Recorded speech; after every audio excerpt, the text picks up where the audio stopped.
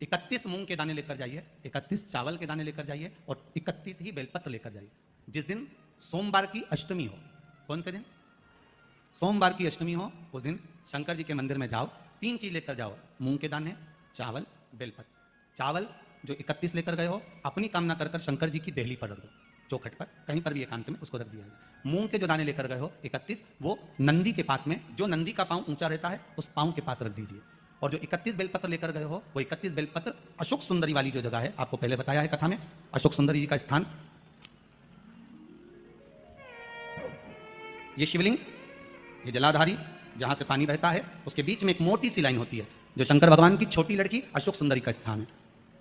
शिव जी के 13 बच्चे हैं, 13 बच्चे में सबसे छोटी लड़की अशोक सुंदरी यहीं पर विराजमान होती है, जहां से पानी नीचे गिरता है। प्रत्येक शिवलिंग के सामने एक मोटी सी लाइन होगी, उस मोटी सी जो लाइन है अशोक सुंदरी, वहां पर जो 31 बेलपत्र लेकर गए हो, अपनी कामना कर कर पीला चंदन, लाल चंदन लगाकर उस पर समर्पित करते जाओ। उसकी डंडी जहां से पानी बहता है उस ओर होना चाहिए। आप निवेदन कर कर देखो, एक सोमवार की अष्टमी पर कर कर देखना, दूसरी सोमवार की अष्टमी आएगी, अपने आप आपका काम हो गया होगा। बाबा से निवेदन तो करो, क्यों भटक रहे?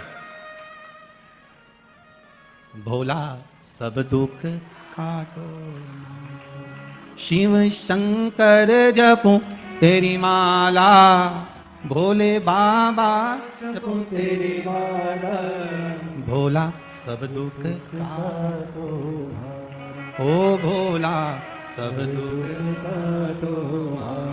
आप उससे निवेदन करेंगे, प्राप्त होगा। शिव तत्व में जो सुख है वो सुख कहीं नहीं। एक मात्र शिव मंदिर में झाड़ू लगा रही है अहिल्याबाई, साधारण सा भाव, केवल एक झाड़ू।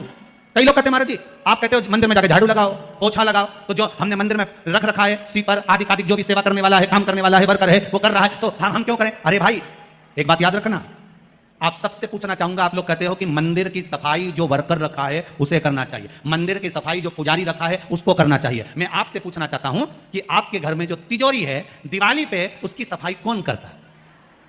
नौकर करता है? अरे बोलते तो जाओ। नौकर करेगा? नहीं। वर्कर करेगा?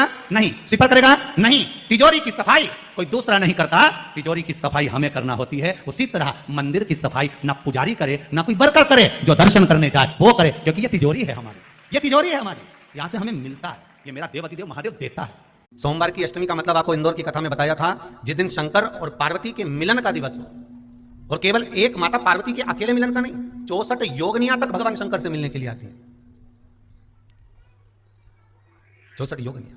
कहते हैं भगवान के जितने जितने विवाह हुए थे ना, उमा से, सती से, कात्यायनी, कुष्मांडा, चंद्रघंटा, स्कंदा, ये जितने जितने जितने भगवान के विवाह हुए थे, अनेक अनेक उमा आदि आदि, जितनी भी भगवान की जो विमंगल विवाह हुए थे, सारी माता पार्वती के जितने अंश हुए हैं, माता पार्वती के जितने स्वरूप हुए हैं, ये सारे स्वरूप, सारे अंश माता पार्वती के। ये सोमवार की अष्टमी के दिन भगवान शंकर के मंदिर में आकर शिव जी के सम्मुख में बैठकर, उस जलाधारी के नजदीक में जहां शंकर जी का शिवलिंग होता है, उस जलाधारी के पास में उस दिन केवल पार्वती जी का हस्तकमल नहीं होता, स्वयं मां जगतजननी अपने कामन रूप में 64 योगनियां और शक्तियां सारी की सारी आकर उस जलाधारी के पास में विराजमान हो जाती हैं, और शंकर जी पे जो जल चढ़ता है वो देवियां ग्रहण कर शिव को अपना आनंद सुख प्रदान करती हैं। इसलिए कहते हैं सोमवार की अष्टमी का महत्व बड़ा है, बहुत प्रबल।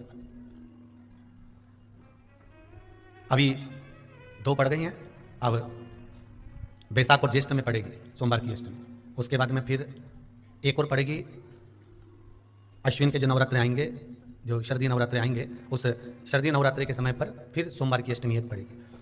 बाबा की कृपा है, शिव की कृपा से, भगवान शंकर की कृपा से ही सब कुछ आनंद में हो। और हम तो कहेंगे, एक लोटा पानी चढ़ाने से पीछे मत हटना सोमवार की अष्टमी के दिन। शंकर के मंदिर जरूर जाना, बेलपत्र जरूर चढ़ाना, बाबा से विनय जरूर करना, निवेदन करना, बाबा को पूजन करना, घी का दीप लगाना और बाबा से विनय करना, बाबा मेरी ये मनोकामना है, मैं तो आपके चरणों में समर्पित करने के लिए आई, मेरी विनती को स्वीकार करो।